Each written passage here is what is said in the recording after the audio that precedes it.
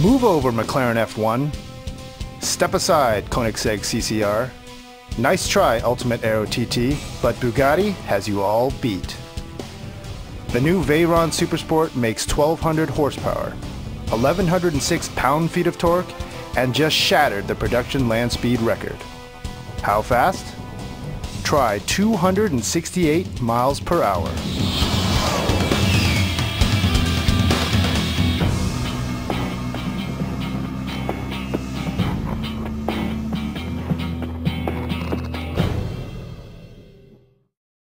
To find out how it all went down, we talked to Pierre-Henri Raffinal, the pilot of the Veyron Supersport during its record-breaking run. Okay, so I'm here with Pierre-Henri Raffinal. He's Bugatti's official pilot and also the world record holder for the production car top speed record. Now, Pierre-Henri, tell me, what exactly did you do when you did the top speed record? Basically, we tried the car on overall, which is based in Erlising, which is in Germany, where we're doing all the tests for all the private car and the future car. And it's an overall of 23 kilometers with a straight line of 8 kilometers. And for the world record, you have to achieve that in both directions. So you have to do 2 attempts, and they will take the average speed. And how fast was the average speed? The average speed was 431 kilometers, which is around 268 miles per hour. So I had to do actually one run at 260 miles and one run which was very close to 270 miles. Holy moly. Now, what was it like at that speed? I think it's like you are in an area where you're discovering, things. Each kilometer it's making a new feeling, a new word, a new sensation. And even if we have been preparing that to achieve that, because a car is made for speed, it's always a discovery. And you always like discovering like one direction, the other direction.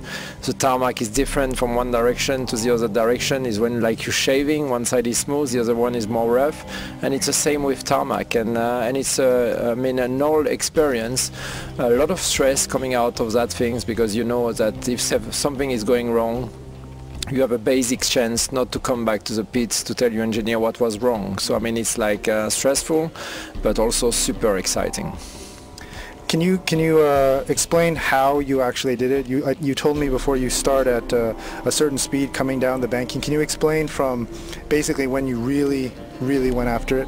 You have a procedure to try to make it as efficient as possible, and on this overall, you starting and just trying to go as quick as possible to 7-speed gear, trying to use like 200 kilometers, 120 miles, and then you go through the banking with the same speed, just changing gears down up to 4th, and just basically upping making the rev getting higher.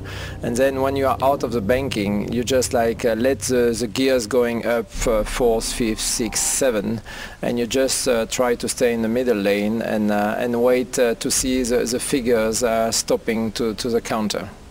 I see. So what was the feeling like when you knew you had it? Like when you did that, say, close to 270. We knew anyway that we were going to beat the world record, because we beat it not by a small margin, so the margin was massive, but it was like a little bit unexpected the speed will reach it, because it was over the target. The target that our engineer and our boss was targeting was 425 kilometer plus something, and we achieved 431 average. So we were like at the highest average speed we could reach. The weather was very good, there was no wind, good temperature, everything was working well. And then we knew we were going to beat it, but not at that speed. But what is the 1,200 horsepower, $2.8 million Supersport like to drive? We found out in the hills of southern Spain. Okay, so here we are.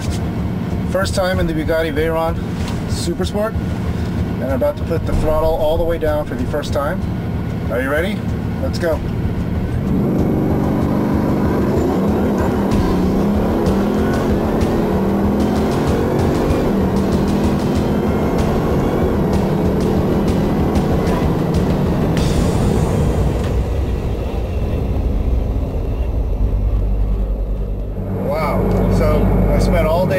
driving the Bugatti Veyron, my first time. But not just any Veyron. I drove the all-new Supersport, which makes 1,200 horsepower and 1,500 Newton-meters of torque. Absolutely insane vehicle.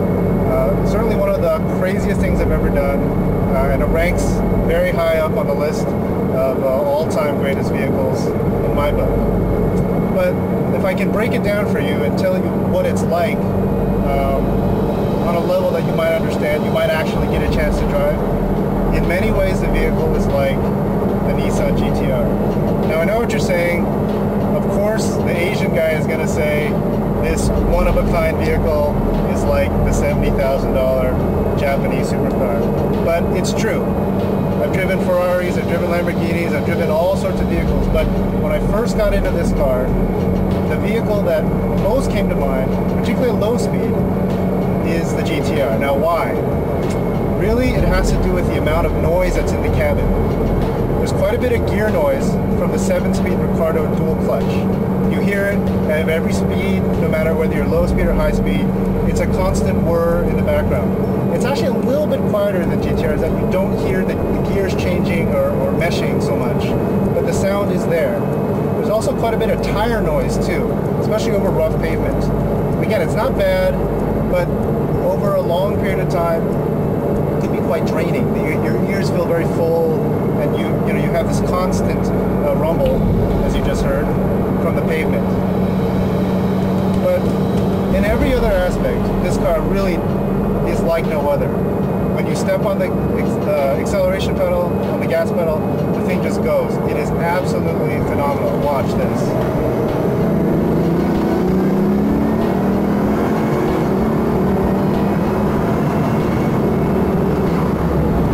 Just like that, we hit 140 miles an hour. Absolutely insane.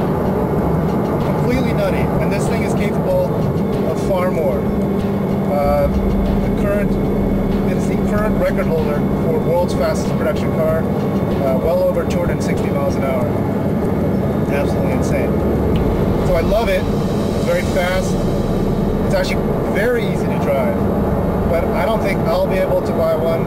I don't think you'll be able to buy one, because the thing costs about $3 million and they're only making 30 of them.